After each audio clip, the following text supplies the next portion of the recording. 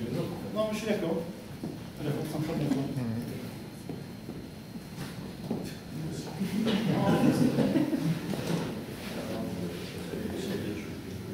Oui, tu parlais de la recherche tout à l'heure avec Bing.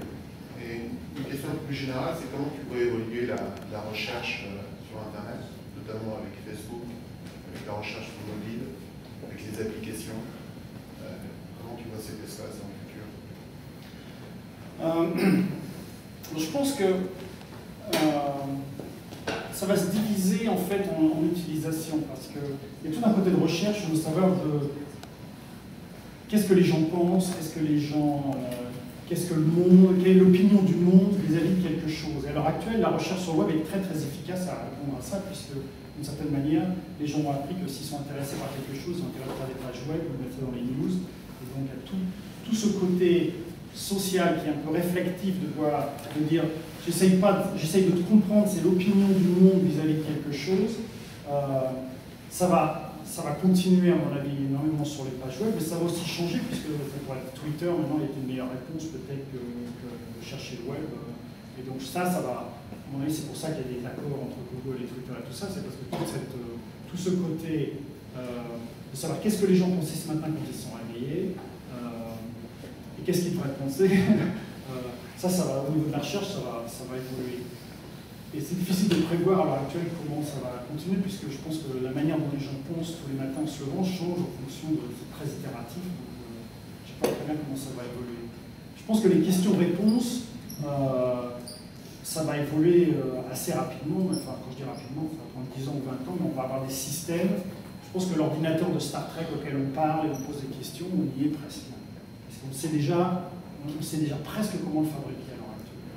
Et ce qui m'intéresse, c'est dans la voiture, je disais tout à l'heure, je pense que dans ma voiture, non seulement je ne vais plus conduire, mais je vais avoir une conversation avec la voiture. Parce que si je vais à un business meeting et que je suis en retard, je vais utiliser le temps que j'ai dans la voiture pour devenir un expert sur le sujet du business meeting avant d'arriver. Alors, en fait, je réponds à une autre question qui a rapport à ça, ce qui est l'impact, à mon avis, qui est le plus intéressant, c'est l'impact sur l'éducation. D'accord, on a une révolution qui est en train d'arriver au niveau de l'éducation, qui est liée.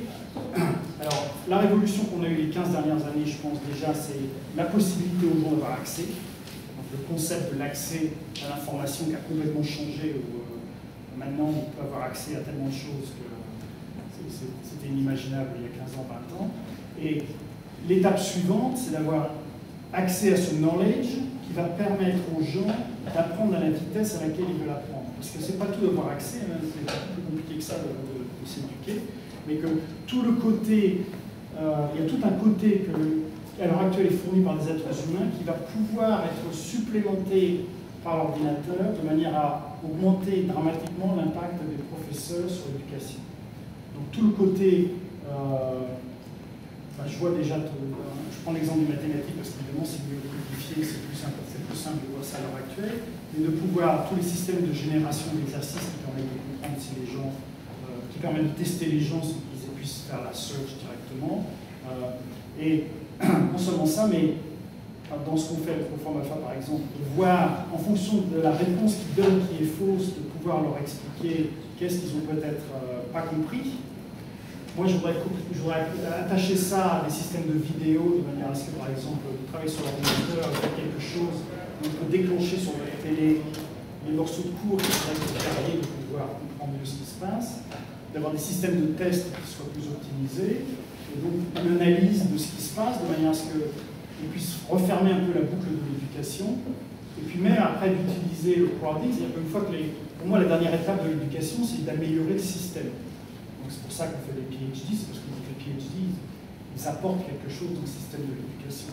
Donc, si on fournit ça, on met ça en place et qu'on a un système qui permet d'engranger tout ça en même temps, d'ici 10 ans, on va avoir une révolution de l'éducation. Et pour moi, la partie la plus importante, c'est que les gens, non seulement évidemment, l'étape numéro 1, c'est que les gens apprennent à apprendre eux-mêmes, mais qu'ils arrivent aussi à avoir le contrôle de la vitesse à laquelle ils apprennent. À l'heure actuelle, on essaie de faire apprendre tout le monde à une certaine vitesse.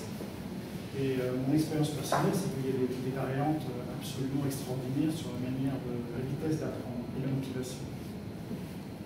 On va arrêter là, pardon, on va arrêter là. Il y a le bar, vous allez pouvoir retrouver le club.